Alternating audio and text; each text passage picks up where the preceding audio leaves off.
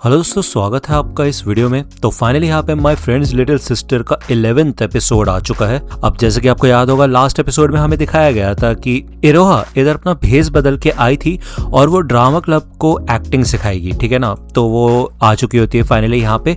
And पहले वो यहाँ पे इन सबको अपने थोड़े स्किल्स दिखाती है, एक्टिंग वगैरह करके अपने अलग अलग मूड्स दिखाती है। एनीवे कुछ ज्यादा फर्क नहीं पड़ता, लेकिन इन लोगों को काफी पड़ता है और ये काफी बुरी तरह से इम्प्रेस हो जाते हैं इरोहा से। इसके बाद से इन लोगों की जो प्रिपरेशन है ना, काफी तेजी से आगे बढ़ने लग गई। आकितेरू ने सबसे पहले माकिगाई नामक को सेंसे से बोला था कि ये बेकार सी स्क्रिप्ट को चेंज करो और एक प्ले के हिसाब से इसे बनाओ। अब ये स्क्रिप्ट तो इन लड़कियों को काफी ज्यादा पसंद आई होती है, ठीक है ना। इसके अलावा यहाँ पे ओजुमा ने अपना जादू दिखा दिया होता है, उसने वो सॉफ्टवेयर बना दिया होता है जिससे कि बैकग्राउंड वगैरह ये लोग चेंज कर सकते हैं। ओटोई ने इधर अपने स्किल्स की मदद से इन लोगों की मदद कर दी होती है साउंड डिजाइनिंग के लिए। अब हमें दिखाया जाता है यहाँ पे मिडोरी एक लड़की के साथ प्रैक्टिस कर रही होती है। इस लड़की का नाम यामाडा होता है। ये लोग जब प्रैक्टिस कर रहे होते हैं तो इरोहा इनको डांटने लग जाती है और वो कहती है तुम क्या कर रहे हो यार, क्या रहे हो तुम।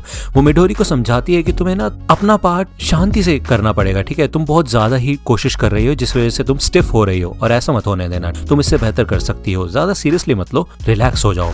अब यहाँ पे ये जो लड़की होती है ना यामाडा, इसको हल्के से चक्कर से आते हैं तो वो बताती है कि उसको भूख लग रही है। जिसके बाद इरोहा कहती है ठीक है फिर हम एक छोटा सा ब्रेक ले लेते हैं, लेकिन यामाडा कहती है नहीं कोई बात नहीं, हम एक और टेक लेते हैं। तभी यहाँ पे दरवाजा खोल के देखती है माशिरो, वो यहाँ पे इनके ऊपर नजर रख रही होती है।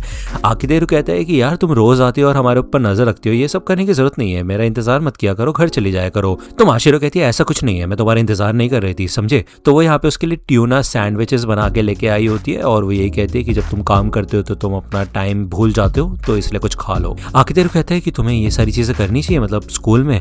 तो माशिरो कहती है कि देखो स्कूल में तो हम लोग डेट ही कर रहे हैं ना, तो कोई दिक्कत वाली बात थोड़ी ना है ना। जैसे मैंने तुमसे कहा था कि मैं अपनी पूरी कोशिश करूंगी तुम्हें अपने प्यार में पड़वाने के लिए, तो ये जो मेरा फेक गर्लफ्रेंड वाली फायदे हैं वो मुझे उठाने दो, ठीक है ना। तो ये बोलते साथ वो बहुत ज्यादा शर्माने लग जाती है और यहाँ से भागती है और कहती है कि और मर जाओ जाके, ठीक है ना। तो आकितेरू से कहते ठीक है फिर संभल के घर जाना। माशिरो कहते हैं कि ठीक है मैं प्ले देखने के लिए आऊंगी। वो यहाँ से निकल जाती है। आकितेरू यहाँ पे अंदर आता है। अब यार ये सारी लड़कियां काफी ज्यादा खुश होती है इरोहा के साथ काम करके, इवन ये पहले से ज्यादा बेटर हो चुकी होती है। हमें यहाँ पे दिखाया जाता है जब आकितेरू घर पे आता है तो इरोहा उसके साथ उसके बेड पे आ जाती है, मतलब उसके बेड पे जाके लेट जाती है क्योंकि उसको इस बेड की आदत हो चुकी है। अब यहाँ पे उसकी टांगे वगैरह दिख रही होती है तो आकितेरू शर्माने लग जाता है। इरोहा उसको चिढ़ाती है फिर से कि क्या सोच रहे हो कि मेरे स्कर्ट के नीचे क्या है, देखना चाहते हो। तो आकितेरू यहाँ पे उसको बिल्कुल भाव नहीं देता, इवन उसके मुंह पे स्प्रे करने लग जाता है और कहता है कि मैं अपने बेड पे पूरी तरह से स्प्रे कर सकता हूँ, तुम्हें कोई प्रॉब्लम नहीं होनी चाहिए, अगर हो रही है तो अपने रूम में जाओ। तो इरोहा यहाँ से जाने लग जाती है तो आकितेरू कहता है रुको, क्या हुआ, दिक्कत क्या है तुम्हारी। तो इरोहा कहती है वाह, मतलब अब तुम जो बात बोल रहे हो अगर वो मैं मान लूं तो उसमें भी तुम्हें दिक्कत है ना। तो आकितेरू कहता है नहीं, प्ले के दौरान कुछ हुआ था, बताओ मेरे को क्या दिक्कत है। तो इरोहा कहती है अच्छा तुम्हें पता चल गया। तो वो यहाँ पे बताती है कि उसे थोड़ा सा अजीब महसूस हो रहा था, जलन महसूस हो रही थी ड्रामा क्लब से, क्योंकि वो लोग अपने एक्टिंग स्किल्स को दुनिया के सामने दिखा सकते हैं, अपने दोस्तों के साथ मिलकर एक्टिंग कर सकते हैं। मुझे काफ़ी ज़्यादा मज़ा आ रहा है उन लोगों के साथ काम करके, लेकिन मैं ये सोच रही हूँ कि मैं ऐसा कभी नहीं कर सकती। मैं अपने टैलेंट को दूसरों को नहीं दिखा सकती, मतलब किसी को बता नहीं सकती कि ये मैं हूँ, देखो। इवन यहाँ पे 5th फ्लोर अलायंस के बंदों को भी नहीं पता कि इरोहा इन लोगों की टीम का एक हिस्सा है।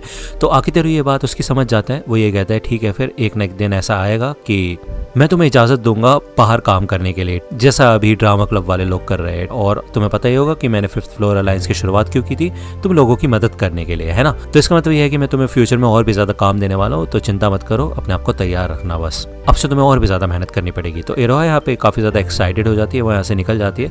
दूसरी ओर यहाँ पे हमें दिखाया जाता है माशिरो के घर पे एक लड़की आती है और ये काफी ज्यादा कमाल की लग रही होती है। लेकिन मैं तुम्हें बता दूं कि ये UZA पब्लिशिंग की आइडल एडिटर होती है।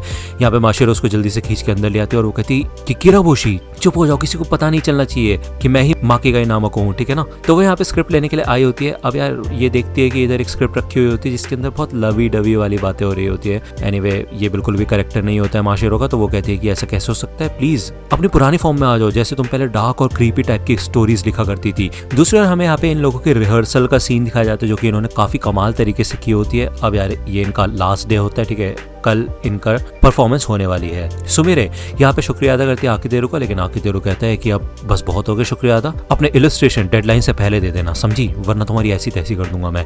वो यहाँ पे काफी गुस्सा होता है तो सुमिरे कहते हैं ठीक है कल से पेप रैली शुरू होने वाली है तो तुम भी वहाँ पे आना, ठीक है ना। वो यहाँ से भाग जाती है। अब ओजुमा कहता है यार हम तो इस टीम का हिस्सा भी नहीं है तो पेप रैली में जाना थोड़ा अजीब नहीं लगेगा।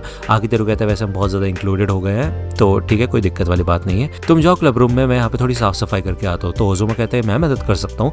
तो आकितेरू कहते हैं नहीं यार, तुम लोगों ने इतनी सारी मेहनत की है और मैंने कुछ नहीं किया है तो ऐसा लगेगा कि मैं तुमसे काम करा रहा हूँ, खुद कुछ नहीं कर रहा। ओजुमा यहाँ पे इरोहा के बारे में पूछते हैं कि तुम दोनों के बीच में अब सब कुछ ठीक हुआ या नहीं। तो आकितेरू कहता है कि हाँ अब पहले से तो बेटर है सब कुछ। ओजुमा कहता है वैसे माशिरो भी आजकल बहुत ज्यादा इंक्लूड हो रही है ना। तो ये सुन के तो आकितेरू शर्मा जाता है और वो कहता है मैंने पहले बताया था ना कि वो मेरी फेक गर्लफ्रेंड है और इसके अलावा कुछ नहीं है। ओजुमा कहता है मुझे तो लग रहा था तुम लोगों के बीच में लव ट्रायंगल बन जाएगा। एनीवे यहाँ पे आकितेरू के पास आती है मिडोरी और वो ये कहते हैं पिछले कुछ दिनों में हम लोगों ने काफी इंप्रूवमेंट की है और पहले जब तुम आए थे तो मुझे लगा था कि तुम क्यों आ गए, लेकिन अब मुझे ऐसा लगता है कि तुम्हें आना चाहिए था। यहाँ पे वो उसको शुक्रिया अदा करने वाली होती है, लेकिन आकितेरू कहता है कि वैसे सबसे पहले मैं तुम्हें ये बात कहना चाहता हूँ कि तुम्हारा इंस्ट्रक्टर जो है ओजुमा और ओटोई, उन लोगों ने तुम्हें यहाँ तक पहुंचाया तो उनको शुक्रिया अदा करना, मुझे नहीं। एनीवे पहले कंपटीशन होने दो, ठीक है, उसके बाद अपने थैंक्स बचा के रखना, ठीक है ना। अब यहाँ पे शाम हो चुकी होती है। आकितेरू यहाँ पे जब फिर से आता तो ये लोग बताते हैं कि जो यामाडा थी वो बंदी, उसको बहुत बुरी तरीके से बुखार हो गया और वो अभी नर्स के ऑफिस में, उसे उसके बाद हॉस्पिटल भेज दिया जाएगा।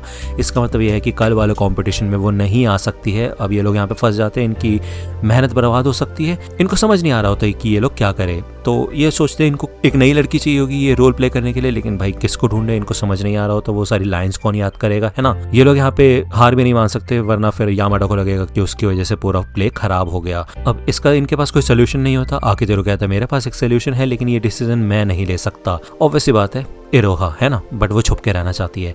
तो इरोहा ये सारी सिचुएशन देख रही होती है तो वो खुद यहाँ पे उठ के खड़ी हो जाती है और वो कहती है कि ठीक है फिर मैं तुम्हारा साथ दूंगी। यहाँ पे वो अपना चश्मा और हैट उतार लेती है। मिडोरी उसको पहचान जाती है कि ये तो इरोहा है। इवन ओजुमा और सुमिरे भी देख के शौक हो जाते हैं और ओटोई काफी ज्यादा खुश होती है क्योंकि वो इरोहा के लिए ऐसा ही कुछ चाहती थी।